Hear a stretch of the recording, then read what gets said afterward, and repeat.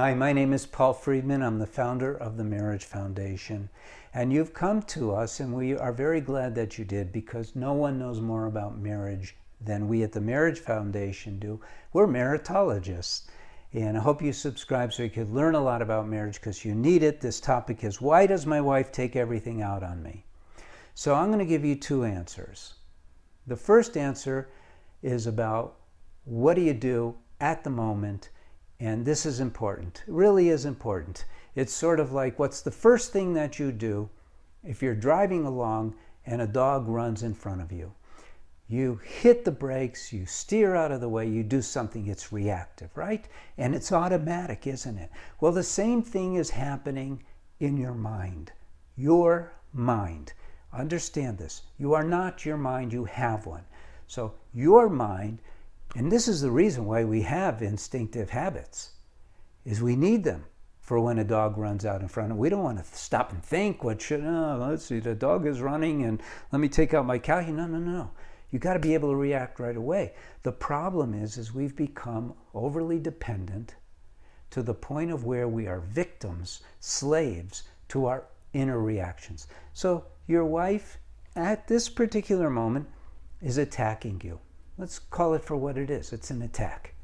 Your mind immediately wants to and does react, and you're not your mind, you're the soul. Some people call it consciousness, but you allow that to happen, identify with the reaction, and that reaction includes defensiveness, suffering, all of the negative stuff, right? Oh, that bitch, blah, blah, blah, blah, blah. Whatever it is, it doesn't matter. It's of your mind. Your mind has its own agenda. It's kind of interesting. We as people are loving. We're human beings. We're filled with love, compassion, understanding. But when we're put in these situations, our mind takes over, because our mind is also influenced by the body, and the body is all about one thing: survival, self-preservation. So it's constantly pinging the mind, and bam, here comes this reaction, and then you go along with it. So here's what you do. As soon as that occurs, just stop your mind. Stop everything. Separate yourself from the event, from what's happening, and watch it. Be an observer.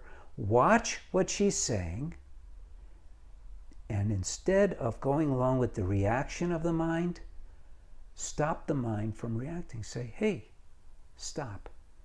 This is not that big a deal. And if it is a big deal, there's nothing you can say or do that's going to change anything.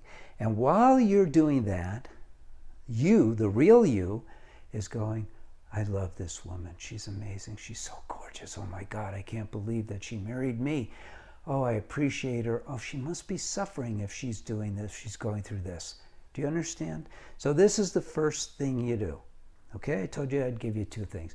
The other thing that you do is you take a good hard look at your marriage. You recognize when you got married, you didn't have a game plan.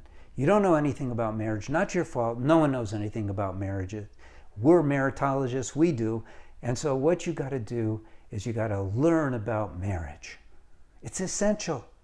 You have to understand yourself as a human being and a man. You have to understand her as a woman.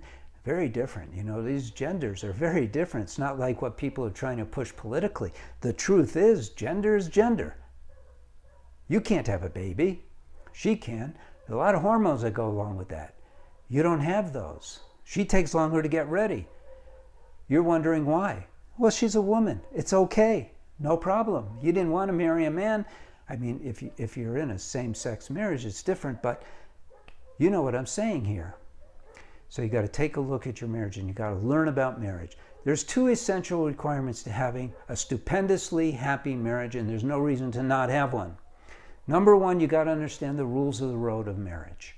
You got to. And no one's teaching us. Number two, you got to learn how to master your mind. I gave you a taste of it. It's important for you to master your mind, because that's where all the joy is, within you, not within your mind. And if you're not able to separate yourself from your mind and start mastering it, then you constantly get sucked into drama, one after another. So that's it. Now, if you've been watching me and you love what we're doing and you're a psychologist or you're a social worker or clergy, in some way working with people, we'd love to have you on board as a TMF certified marriage counselor. All we do is marriage. We don't do anything else. Please go to the website and visit, see what we're up to there. And we'd love to have you take a look. I'm Paul Friedman. I founded the Marriage Foundation. We're here to serve. That's it. So if you need anything, let us know. God bless you and take care. Thank you.